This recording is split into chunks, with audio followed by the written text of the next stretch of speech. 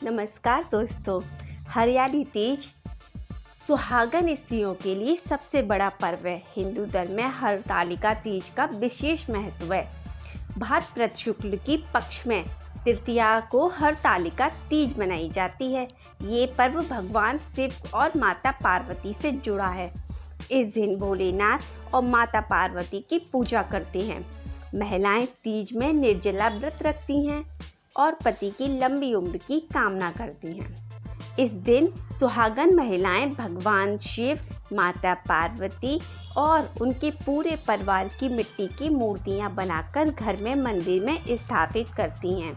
माता का श्रृंगार किया जाता है। महिलाएं निर्जला व्रत रखती हैं, हाथों में मेहंदी रचाती हैं और रात को माता गौरी की पूजा करती हैं। सुहागिनों के साथ ये व्रत कुंवारी लड़कियां भी करती हैं। दोस्तों, स्वागत है आपका आपके चैनल में सनातन संस्कृति में। अब हम तीज माता की कहानी आरंभ करते हैं। प्राचीन समय की बात है। एक गांव में ननंद भाभी रहा करती थी। भाभी बड़ा ही धार्मिक विचारों वाली थी। वे पूजा पाठ धर्म कर्म के कामों में किया करती थी। अब ननंद की शादी हो गई, पर भाभी हर साल तीज का व्रत किया करती थी। तीज माता के नाम पर वो सुहाग की पिटारियां दान किया करती थी। जब तीज का व्रत आया तो भाभी ने अपनी ननंद को भी बुलाया। ननंदानी आ तो गई, लेकिन भाभी के साथ उन्होंने ना तो व्रत किया और ना ही व्रत की कथा सुनी। भाभी ने तीज का व्रत किया और तीज माता की कथा सुनी और तीज माता के नाम पर सुहाग की पिटारियां सुहागिनों को दान की। एक सप्ताह होने के बाद ननंद अपनी ससुराल चली गई। ससुराल जाने के बाद जब अगले दिन वो अपना श्रृंगार करने लगी तो कांच की चूड़ियां पहनते ही टूट जाती। माथे पर बिंदी लगाती, वो गिर जाती। सिंदूर मिट जाता। ये सब श्रृंगार उनकी खुद ही मिट जाते। ये सब देखकर ननंद बहुत चिंतित हुई। उसने ये सारी बातें अपनी सास को बताईं। सास भी ये बातें सुनकर बड़ा चिंतित हुई। वह अपने गुरु के पास गई और उन्होंने अपने गुरु को सारी बातें बताईं। गुरु बड़े ही पहुँचे हुए पुजारी थे। ये सारी बातें सुनकर सारी बात जान गए। गुरु ने कहा, आपकी बहू के भाग्य में विधवा का योग्य बन रहा है, इसलिए उसके श्रृंगार सारे वस्तु टूटकर या गिर जाती हैं। सास ने हाथ जोड़कर इस विपत्ति से निकलने का उपाय पूछा। जब गुरुदेव ने बताया कि अमर सुहाग का वरदान सिर्फ माता पार्वती ही देती हैं, अपनी बहू को कहो कि वो तीज का व्रत करे और माता पार्वती, भगवान शिव और गणेश जी की विधिवत पूजा करे, व्रत की कथा सुने, माता के नाम पर सुहागिनों को सुहाग की पिटारी दान करे। इससे माता पार्वती खुश होंगी और उसे अमर सुहाग होने का आशीर्वाद प्रदान करेंगी। सास गुरुदेव को प्रणाम करके धन्यवाद करके घर आई और बहू को सारी बात बताई।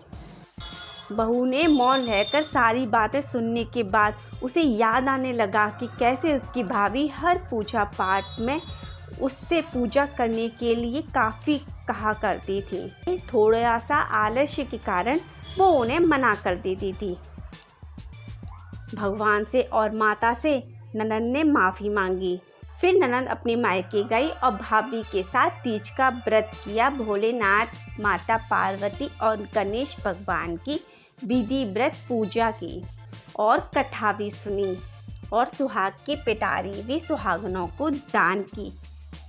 तब से उसके श्रृंगार करती और चूड़ी ना तो टूटती, ना ही बिंदी गिरती और सिंदूर भी नहीं उजड़ता। हर साल तीज का व्रत करने लगी। तीज के व्रत के प्रभाव से उसके घर में अन्न, धान, सुख, सौभाग्य में वृद्धि हो गई। हे तीज माता, आप अपने सभी भक्तों पर कृपा बनाए रखें। चलिए अब हम दूसरी कथा आरंभ करते हैं। एक परिवार में एक देवरानी और जिठानी रहती थी। जिठानी बहुत ही गरीब थी और देवरानी के पास किसी चीज़ की कमी नहीं थी। ईश्वर का हाथ उस पर था। उसका घर अनाज धन धान्य संतान सबसे भरा हुआ था। अब जेठानी क्या करे, उसके घर में तो 2 टाइम का खाने को नहीं था, इसलिए वो देवरानी के घर आती और उसका पूरा काम कर जाती, बदले में उसके यहाँ से 2 टाइम का खाना ले जाती। हर बार वो यही करती, ऐसे ही उसकी ज़िंदगी का गुजारा चल रहा था। अब तीज आई। तीज आने पर वो अपनी देवरानी के पास उसी तरह काम पर गई और देवरानी से बोली कि आज तो तीज है, तुमने तीज का व्रत किया होगा। तो देवरानी बोली कि कौन करता है व्रत भाभी, आज के समय में मैंने तो कोई व्रत नहीं किया। तो उन्होंने कहा अगर व्रत नहीं किया है तो गौरी माता और शिव भगवान की पूजा कर लेना, मैं तुम्हारे लिए खाना बना देती हूँ। आज तो खीर पुए और पूड़ी से ही उनकी पूजा होगी। भाभी कौन खीर पुए खाता है, मुझसे तो ये तली हुई पूड़ियाँ नहीं खाई जाती हैं, इसलिए आप सादा ही खाना बनाओ। उसने कहा क्या बनाना है, उसने जो व्यंजन बताए उससे बना दिए, घर की साफ सफाई की और बाद में उसने कहा कि मैं अपने घर जा रही हूँ, मेरा तो व्रत है, तो बच्चों के लिए मैं खाना ले जाती हूँ, जो उसका हमेशा का नियम था। और पूछती हैं तो क्या मेरा तो व्रत है, तो मुझे तो माता रानी की पूजा करनी है, ये थोड़ा सा घी है डब्बे में और थोड़ा सा आटा ले जाती, थोड़ी पुए और पूड़ी से पूजा कर दूँगी। उन्होंने कहा ठीक है ले जाओ। वो बेचारी अपने घर आई, बच्चों को खाना पीना खिलाए और थोड़ी सी पुए पूड़ी बनाए, फिर उससे बहुत ही मन से अपनी सफाई की, घर की पूजा की, आराधना किया, शिव जी की मूर्ति बनाई, पार्वती जी का श्रृंगार कर सारे काम खत्म करने के बाद शिव जी की पूजा में लीन हो गई और शिव पार्वती से अपने परिवार की खुशियाँ मांगी। अब शिव जी तो कहने के लिए भूले हैं ही, वो भी प्रसन्न हो गए, वो भी उनकी परीक्षा लेने के लिए धरती पर आ गए। अब वो रात में पूजा पाठ करके सो गई जेठानी।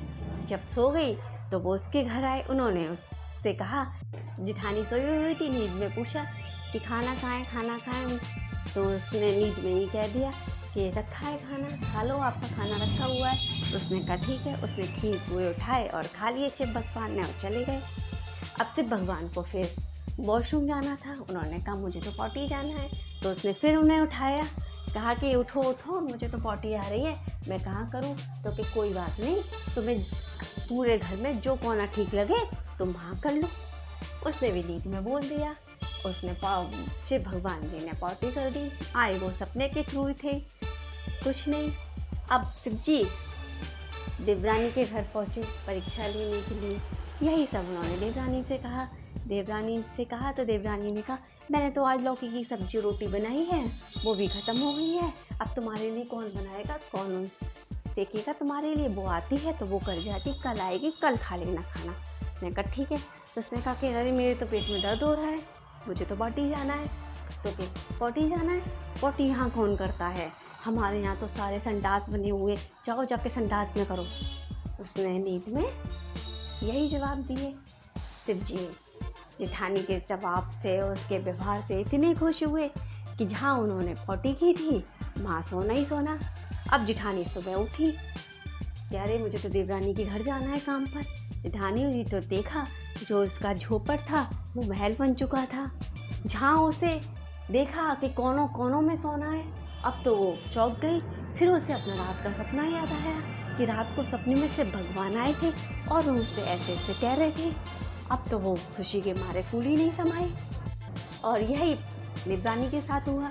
देवरानी सुबह उठी तो उसका घर बिल्कुल खाली, पूरा घर गंदा, घर में सारे जो अनाज भरे हुए थे सब में कीड़े डंग रहे थे, स्मेल आ रही थी। उसने देखा तो घर की कोने कोने में पॉटी पड़ी हुई है। उसने कहा हाँ मेरा घर ये इससे कैसे हो गया।